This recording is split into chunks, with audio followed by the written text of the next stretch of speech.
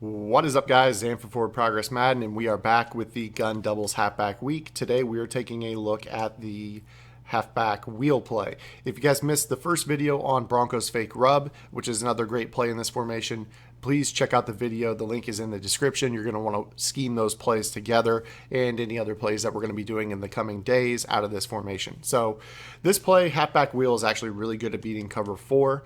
What I suggest is that you actually have a fast receiver at the X receiver position, but what we're going to focus on right now is the ability to hit the check down route. So as you can see, this play does a pretty good job at beating cover four, as well as many other zone coverages underneath. You have the ability to hit the drag route, which is opened up by the tight end stressing the zones horizontally. He's going to pull the flat zones out to the sideline and kind of open up the backside drag for Lockett.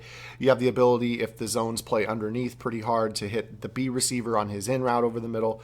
This is pretty much just a really good play that you're going to be able to hit a lot of these crossing routes over the middle and pick up yardage while trying to wait for your post route to get open over the top for a touchdown.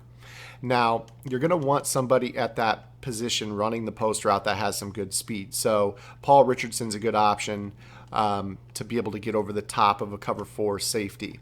The reason this can get over the top of a cover four safety for a touchdown is because of the dig route that Baldwin is on. What that does is it causes the strong safety Cam Chancellor to cheat down on the route just a little bit, and should give you enough time to bomb it for a touchdown. Now, you're obviously going to need enough time, possibly going to need to scramble and ad-lib a little bit to make the play work. So if you see the opportunity to double team the defensive end, so that way you don't get a pass rush off the edge, go ahead and block the tight end and slide protect. That way you can kind of create a seal and allow you to get outside.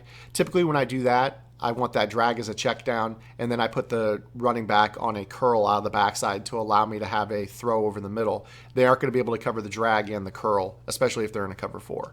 So as you can see right here, you get the double team on the D end. That's going to buy you the time you need, and you bomb it over the top of the cover four safety, rat catch it, and you're in for a touchdown. That's a setup that I like to use if I know that I can kind of flank that defensive end and not allow him to get an outside pass rush.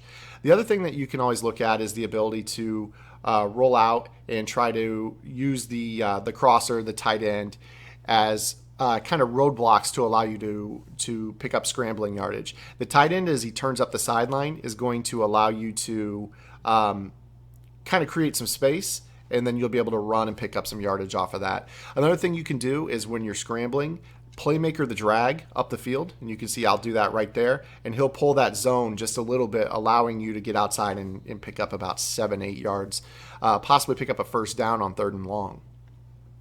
So this plays very good against cover four, obviously. The other thing you have is the running back on the wheel. You can throw that out there in the flat because the zone should be reacting to the two receivers on the twin side, pulling back a little bit and giving you just enough space to hit that running back out there, assuming that your running back has good catch ratings. It's cover three, cover four, cover two, basically any of those generic zone coverages. You're going to have the ability to really ad-lib this play. It's pretty good against cover two because of the two wheels. You're not going to be able to bomb cover two for a one-play touchdown, but you are going to have the ability to kind of scramble outside and try to hit the tight end or pick up the scrambling yardage. Like I said, it depends on whether or not they have a hard flat, which is going to allow the tight end to get open as he turns up the sideline, or if they have a soft squat. So here's a perfect example. You just wait for him to clear that zone and then throw the ball as he turns up the sideline. You can do the exact same thing with the running back on the other side in that wheel. So keep that in mind. You can see right here I do pretty much the same thing. And if that corner covering the running back on the wheel plays tight to the flat, you're going to be able to dump that wheel over the top of his head and pick up yardage down the sideline. Against cover two, you can always create a flood. You could go ahead and put Baldwin on a fade and try to open up the post route.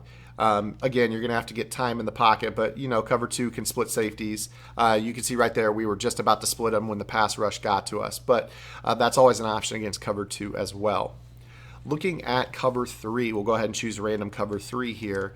Against cover 3, again, you're going to be pretty much ad-libbing this play, trying to prolong it, use the crossing routes, use the wheels, use the deep in route to create levels for the defense to have to cover in their zone coverage. If you do that and you get your pass protection in line, your opponent's going to struggle to stop this play. So again, you can hit the drag. The drag may stop over the middle. It's actually an option drag. You can see when looking at it, he has the option to sit down right there over the middle or continue his drag across the field. So you can see right here how he continues in that example. On the previous example, he stopped over the middle. It's just going to depend on the spacing of the zones.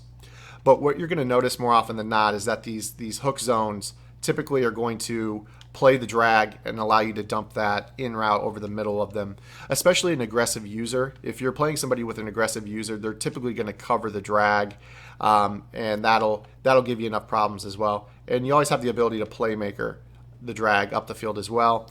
It's pretty nice because you have those deep routes working, and typically linebackers and hook zones aren't going to be able to cover a wide receiver who gets playmakered up the field.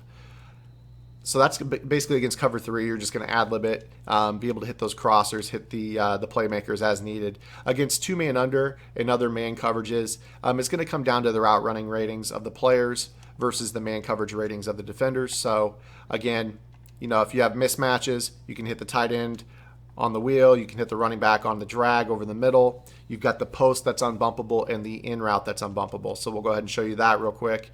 Take a look here at the post. You just throw an inside pass lead. You're able to catch that over the middle against man coverage. And then even though Richard Sherman's over there on the right, you're going to be able from time to time to throw the post or the in route over the middle as well and pick up good yardage.